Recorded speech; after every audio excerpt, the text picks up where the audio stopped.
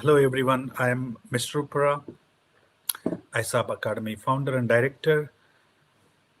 Today I would like to teach about quality assessment of included studies for meta-analysis. So before I go to the PowerPoint presentation, I would like to take some questions about any doubts regarding online courses available from 𝐐𝐴 Academy for Masters and PhD. If not, I'll proceed with the second presentation and I'll give another 10-15 minutes time for you guys to ask question again. Please feel free to ask question. I'm live on both YouTube as well as LinkedIn channels. As you all know that we were talking about the meta-analysis concepts in the last live session. So today I would like to go in bit depth about meta-analysis. So for the quality assessment, there are tools and also there are ways for risk stratification, and there are also tools for assessment of the bias. And there is a software to assess heterogeneity of the included studies. So the quality assessment of the studies can be broadly classified into 4 categories. So today I would like to only teach about the tools and risk stratification. And in the subsequent live sessions, I will teach you about bias and heterogeneity. But I'll touch base a little bit about bias and heterogeneity at the end of this session. So what are the tools available for quality assessment of the studies? So there are several tools available. One of the, if you are doing a diagnostic accuracy studies, so there are tools such as QUADAS 1, QUADAS 2 tools, and you can develop your own questionnaire and make it like a tool. So I'm going to show you an example so that you will understand what I'm saying. This is a systematic review on meta-analysis, which we published in 2015. So, which is available freely everywhere in the online, which is published in World Journal of Oncology in the year 2015. The title of this manuscript is A Systematic Review on Meta-Analysis of Diagnostic Accuracy of Pyruvate Kinase M2 isoenzymatic assay in Diagnosing Colorectal Cancer. So in this is a diagnostic accuracy of PKM2 enzyme as opposed to in comparison with the colonoscopy. So whether it can diagnose colorectal cancer, that is the theme here. So we used a tool called QUADAS 1, QUADAS questionnaire, where we developed a questionnaire. These are the fixed questionnaire which is available. Like you can see, is all linked to all the questionnaires are linked to mainly about the test itself. So was the spectrum of participant representative of patients who will receive the test in practice? That's the number 1 question. So if you can see all the studies, most of the studies have qualified to be yes. So likewise, there are several questions. Is the reference standard or is the index test result accurate? All those lines. Like I would show you actual questionnaire in a second. So was the selection criteria of the patients for this test is described correctly? Was the period between performance of the reference standard and the index text short enough to reasonably assure that the target condition did not change between the 2 tests? Did the whole sample or random selection of the sample receive verification using the reference standard? Did participants receive the same reference standard regardless of the index test result? Likewise, there are so many questions. So if you see, last question was, were withdrawals from the study explained? And was there any uninterpretable or indeterminate or intermediate test results reported? So likewise, there are several questions formulated.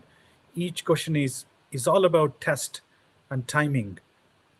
and reference standard and things like that, whether they followed the protocol in testing this through with the pyruvate kinase enzyme assay. So most of the studies have qualified and said yes, yes, but some of them were not clear, some of them unclear, some of them were no. So there is a mixed answers, both yes and no's in most of the studies. This is what is called, like, yes, not all the papers have got all S's. So all S's are only few publications like Abdullah et al. And, most of them. So if you look at for one question, for the first question, all of them are yes. And for the second question, there was a no, one no. And if you come to 1, 2, 3, fourth question, all of them are yes again. Third question, all of them are yes again. Fourth question, all of them are yes again. Fifth question, yes again. Sixth question, there were 2 no's. Seventh, all of them are yes. So eighth question, all of them are yes. Ninth question, reference standard, related to reference standard, most of them have some issues with the reference standard because these studies are not in one place. Some are from Germany, some are from America, some are from China. So the reference standard changes. So there are lots of no's in this, because usually people have followed, when it comes to enzymatic assay, they took a different reference standard in different countries. So that is where the problem is. So there is some, so what we encounter here is a little bit of methodological issue here. So there is some heterogeneity, as you all see that there is some heterogeneity with related to methods. So that is why we can guess whether there is a heterogeneity or not just by looking at the quality assessment of the studies. So quality assessment of the studies is so important, you see, because when it comes to reference standard, there is some issue. Sorry, there is a small error here in showing my screen. Just yes. So what I was showing was, when it comes to reference standard, most of the articles have not met the criteria. So there is some issue. So there is no clear reference standard for enzymatic assay. That is the main problem, except one study.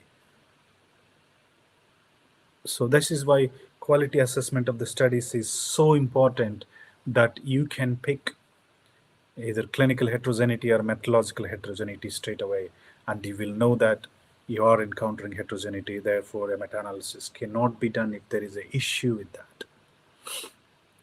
And also, there are so many no's when it comes to, was the reference standard results interpreted without knowledge of the results of the index test?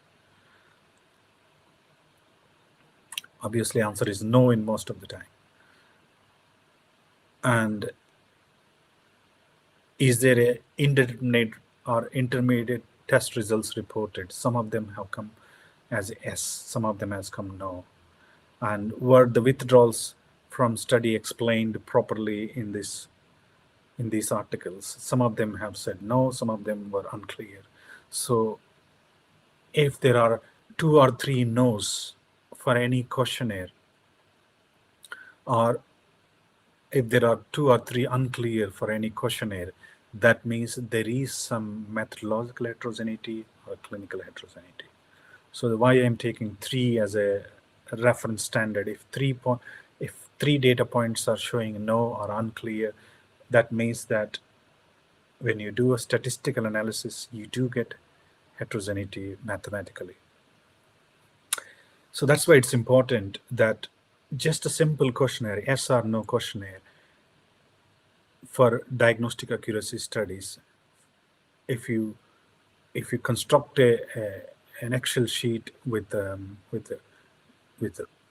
rows and columns, and rows with all the questionnaire which you want to design, and the columns for all the studies, and if there are 3 no's in any of the rows or column, that is an indication that you are encountering heterogeneity. Therefore, a meta-analysis might yield a bad result or unpredictable result. I hope I'm clear on this. If you have any question, please ask me. So there is another way also for doing the qualitative assessment of the studies. It's called QUADAS2 tool, where we use a smiley face and an angry face or a neutral face, depending on the domains, whether patient selection and reference standard, flow and timing of the test, to assess the risk of bias, as well as is there any applicability concerns. So there are two domains. Main domains are risk of bias based on the patient selection, reference standard, flow and timing of the test, and the applicability concerns, another domain where we check again patient selection, index test, and reference standard. So QUADAS2 tool is nothing but a type of risk of bias assessment, but simply a qualitative questionnaire. So QUADAS2 tool is designed with two domains. Main domain is risk of bias, looking at the selection bias, looking at any performance bias, especially flow and timing, and also detection bias, whether there is any wrong reference standards used and things like that. And also QUADAS2 tool also aims at looking at any applicability concerns, especially at the patient selection, if there's any wrong selection or not adequate number of participants, and also index test, whether there is an issue with applying that test to those kind of patients, wrong patients or right patients, or whether that is suitable for them in the first place. And again, is reference standard is followed in all the, in reporting all the results. So it's all about, again, the risk of bias, but in a different concept, whether there is any applicability concerns regarding selection, index test, and reference standard. So QUADAS2 tool is almost equivalent to testing the risk of bias, but in different domains. So if you get, again, you see the green face, there are symbols. If there is a green smiley face, that means that that study has met the criteria and there is no risk of bias. If any of the study has been marked as a red face or angry face, that means that it has not met the, for example, here Fletcher 2001 has, when patient selection is being in selecting the patient, there is a selection bias. That's why there is an angry face against that study. So in any column or any row, if there are 3 angry faces or 3 question marks, question mark is where if there's an ambiguity or if there's any doubt in selection or reference standard or flow or timing, then we put a question mark. If there are any 3 question marks or 3 angry faces, that means that there is some risk of bias and there is some heterogeneity. So this is again about risk of bias and heterogeneity, but assessing just with simple questionnaire like this, which is qualitative assessment of the studies using simple questionnaire, dividing them into 2 major domains. One is the risk of bias and the other one is applicability concerns. And under each section, you check again for patient selection, reference standard, flow and timing. And again, under the applicability concerns section, you check for patient selection, index test, and reference standard, and see how many angry faces, how many smiley faces, how many ambiguities. So if there are 2 or 3 angry faces or question marks, then that means that there is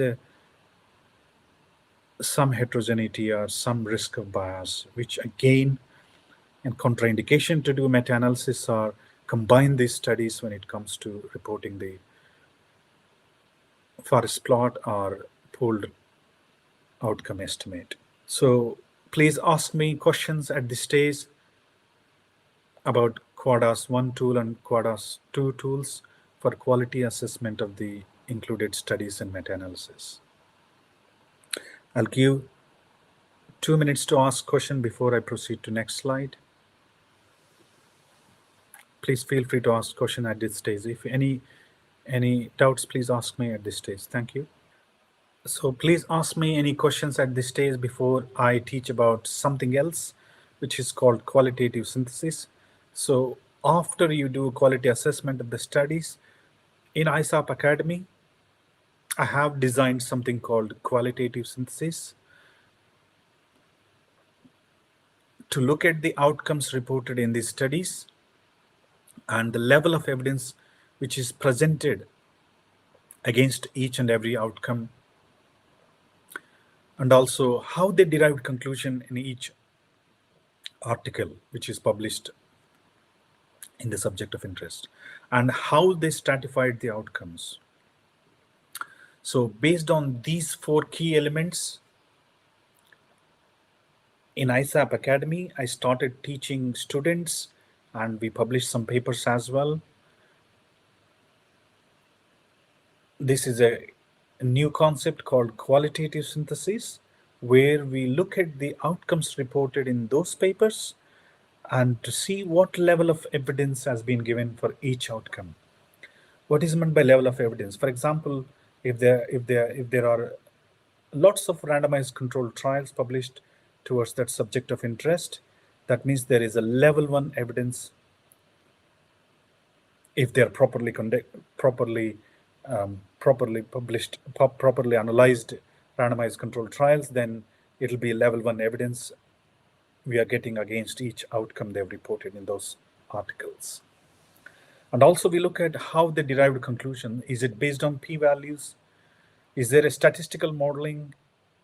Is it a regression equation? Is it a linear models, log models? So those line also will see what kind of mathematics they used and what are the p-values and what is their significant levels.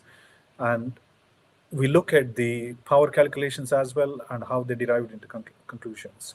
So based on all this, if they derived with a good power, and if there's no heterogeneity, then we take things as a level 1 outcome against level 1 evidence against each outcome.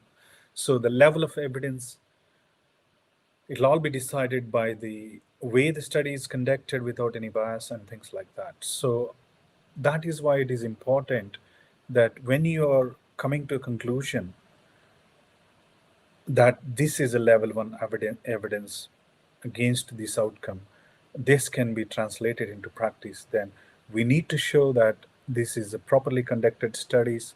If they're prospective studies which are conducted very well, then can be a level 1 evidence. They can provide level 1 evidence as well.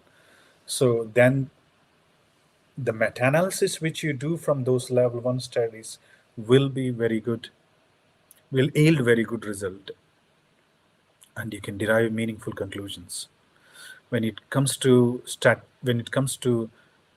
looking at the outcomes, we also look at primary objectives and secondary objectives, whether these articles are reporting primary outcome measure with the significant p-values, or whether they are reporting secondary outcome measures just to publish the paper with the p-values. We also look at those content as well. When it comes to outcome reporting, we expect the primary objectives are being reported with good outcomes rather than negative outcomes. And then if they try to publish those papers with the secondary objectives just to publish a paper, then that paper is meaningless for us when it comes to doing meta-analysis, because the primary objective should be given priority over secondary objectives in a meta-analysis. So we always look at the outcome measures and how they stratified, and what is their primary objective, and what is their secondary objectives. Are they reporting primary objectives with the p-values and significant result, or are they trying to sideline you just to get a publication by saying these are secondary objectives which we got p-values? So that is why where we decide whether a study can be a level 1, level 2, or do we need to downgrade a study from level 1 to level 2 based on their stratifying their outcomes and deriving meaningful conclusions. So this is where I'm teaching in ISAP Academy, qualitative synthesis. So this is an article which we have done with the client, and this was a simple concept where we look at the current trends in the treatment of pulmonary fibrosis. We looked at evidence-based practice. So, and we have seen only 7 papers published in literature, and there's not enough data, but to see what is the best treatment for pulmonary fibrosis. So all we can do is do a qualitative assessment of the studies by looking at the level of evidence that is provided in those articles. So if you look at it, there is no level 1 studies in those looking at the pulmonary fibrosis. Most of the articles are level 3, level 4. So almost 3 articles are level 4 and 4 articles are level 3. So what we got evidence is level 3 and level 4 evidence. Based on that, we need to derive at the meaningful conclusions. So the highest level of evidence here is level 3. So the conclusions are mostly based on level 3 evidence. So if you have a level 1 evidence, that will be a primary conclusion or a primary objective outcome. So this is how we derive our meaningful conclusions. So there are no randomized controlled trials looking at the pulmonary fibrosis. There are no prospective studies looking at the pulmonary fibrosis. Most of them are either retrospective studies or case reports and things like that. So all we can gather is level 3 and level 4 evidence. So your conclusions are also based on those level of evidence provided. So level 3 goes level 3 conclusion goes as a top conclusion, and obviously all other types of treatment which is reported for pulmonary fibrosis goes at the bottom of the list. So the highest level is against the glucocorticoids, which is the mainstay of the treatment for pulmonary fibrosis, which is what we got level 3 evidence for that. And also cyclophosphamide as a pulse therapy. So this is why when we say that there is enough evidence saying that glucocorticoids and cyclophosphamide for treating pulmonary fibrosis, I will say there is no enough evidence because we don't have any level 1 studies in literature. So this is why it is important. So you stratify the outcomes and see how they derived at conclusions. So as a part of quality assessment of the studies or qualitative synthesis, as I showed you in the previous slide, you need to stratify the outcomes based on their level of evidence again. So that is why in ISAP Academy, we teach this, how to interpret outcomes in those published papers and what is the level of evidence provided against each outcome and how they derived at meaningful conclusions and how they stratified their outcomes and how they reported primary outcomes and how they reported secondary outcomes. Based on that, we can come to meaningful conclusions. And also we can say that whether this is meta-analyzable or not. So especially like if there's no data for pulmonary fibrosis, you can't do a meta-analysis for pulmonary fibrosis. Subject of interest is pulmonary fibrosis treatment here. So for pulmonary fibrosis treatment, you cannot do meta-analysis because there is no enough evidence published out there. So that's why choosing a subject of interest with mostly level 1 evidence will give you good result. But if you don't have level 1 evidence, you may get papers with you can do meta-analysis with the level 2 evidence, but your meaningful conclusions may not be reflective of good outcomes or good result. So it may be you may be getting a false discoveries or false results most of the time if you don't have level 1 studies or especially if you don't have level 1 studies. So there is an issue with number one is whether there is enough evidence out there against that kind of treatment or that kind of intervention. It raises suspicion whether the results are spurious, whether there's a false discoveries or type 1 errors. So that is why it is important if you want to do a meta-analysis, you should have level 1 evidence to get a good results in your meta-analysis. So the quality assessment will tell us whether you're able to find out level 1 evidence against each outcome or conclusion.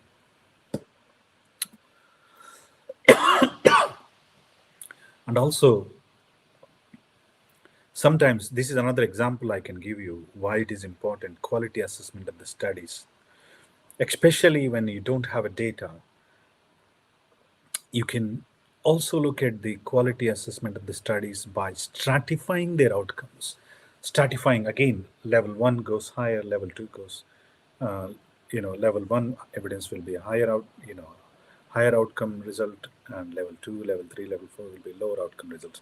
Likewise, I can stratify the results into something more depth related to that kind of subject of interest. For example, this is a systematic review of literature which I published in the 𝐏𝐡 related to molecular staging of colorectal cancer using proteomic approach. After going through many articles, these are the articles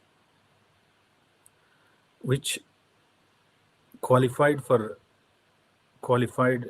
with inclusion and exclusion criteria. There are 8 articles which qualified after thorough inclusion-exclusion criteria with rigorous exercise. We looked at early biomarkers and late biomarkers for colorectal cancer using proteomic approach. These are the 8 studies which reported early and late biomarkers using proteomic approach. So in saying a colorectal cancer, whether this is advanced or early cancer based on these markers, we need to do some tests. So these are the tests which they used. And as you see, in these 8 studies, some of them have reported that if you test the blood for the presence of these markers, you may detect early cancer. And if these proteins are present in the blood or tissues, then it represents late cancer. So as you all know, CEA is a late biomarker. As you can see, 3rd study has reported CEA as a late biomarker. And there are so many proteins which are considered as early biomarkers, and there are so many proteins which are considered as late biomarkers in the proteomic approach of molecular staging of colorectal cancer. So you can see that I did a stratification of these studies into late and early, and I'm looking at the studies which have reported both early and late biomarkers are very good studies. The studies which reported only late biomarkers, I would rate them as a low quality studies, because when it comes to staging of cancer, we need to know whether this is early or late, not just the late alone. So if you look at that, most of the studies have reported both early and late biomarkers except 2 studies.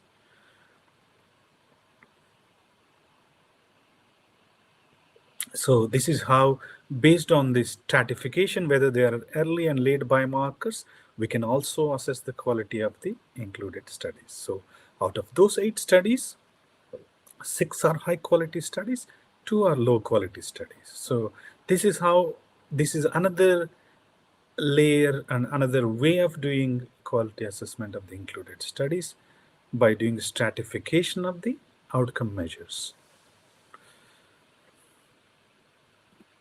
So finally, all we are looking at is whether there is a bias or whether there is a heterogeneity by doing quality assessment. So primary objective of quality assessment of the studies is to see whether there is a bias, that you can get a false result or false discoveries, or whether there is a heterogeneity where you encounter spurious results or type 1 errors.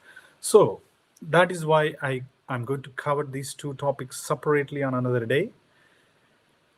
There are 5 domains which we look mainly is the selection bias, performance bias, attrition bias, and detection bias and reporting bias. And also, we also look for heterogeneity. We also look for the heterogeneity as well, apart from risk of bias assessment. So also, we also look for the summary of assessment of the risk of bias against study, within the study, and across studies. So these topics, I'm going to cover them separately as it takes longer than an hour each one. So in my future topics, future live sessions, I'm going to cover about the various bias which you encounter when you're doing meta-analysis, mainly against these 5 domains: selection, performance, attrition, detection, and reporting bias. Based on these 5 domains, I'm going to classify them into low-risk studies, unclear studies, and high-risk studies. I'm going to teach how to do that in the subsequent session. And also, finally, but not the least, before even going to do a forest plot, we need to test the heterogeneity. What is heterogeneity? Any kind of variation among included studies in a systematic review and meta-analysis. It could be clinical heterogeneity, it could be methodological heterogeneity, or it could be statistical heterogeneity. I'm going to cover in depth about these topics in future, both risk of bias assessment and heterogeneity testing. I'm going to do a live session in future, so please kindly visit www.𝐼SAP and also subscribe for YouTube channel under the banner 𝐼SAP Academy, and I'm sure you will benefit from attending my live sessions. And if you have any questions, I got 5 minutes, please go ahead and ask questions about today's presentation about the quality assessment of the studies. So if you don't have any further questions, I would like to end this session. I'm Mr. Uppara, 𝐼SAP Academy founder and director, and we are here to help for masters and post PhD students.